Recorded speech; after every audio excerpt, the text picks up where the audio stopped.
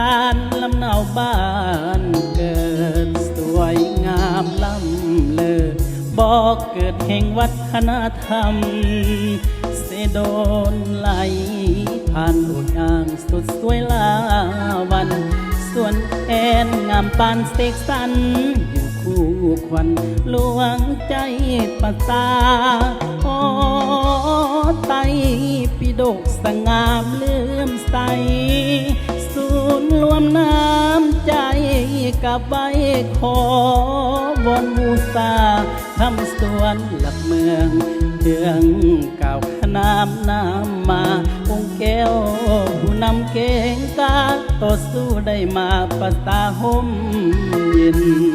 ฮอดเดือนสามทิ้งห่วงสนคนลาวทางสาหลังไหล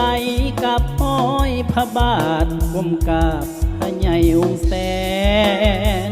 วัดหอพระแก้ว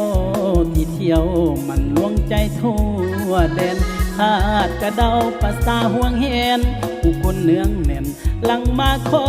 พรสารวันเดียวนี้เจ้างามลาวันผู้พานานาพันสั่งเสกสรรให้งามเลือตาทำผู้พาสุขอุทยานงามเพชรเพนานินแลนอุเขาอุปาหล่อเลี้ยงภาษาสารวันก้าวไป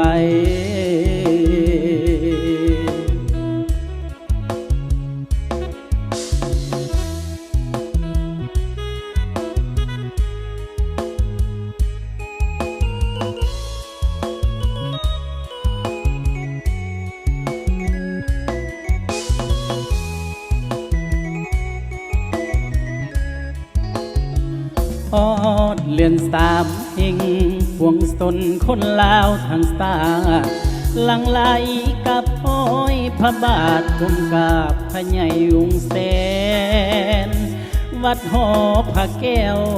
ที่เที่ยวมันลวงใจทั่วแดนหาดกระเดาภาษาห่วงเห็นผู้คนเนืองแน่นหลังมาขอพรสารวันเดี๋ยวนี้เจ้างามลาวันผู้พานานาพันสั่งเสกสรรให้งามเลือตาทำผู้พาสุขอุทยานงามแท้เทนายินแดนอุเขาอุปาดอเลี้ยงภาษาสารวันก้าวไป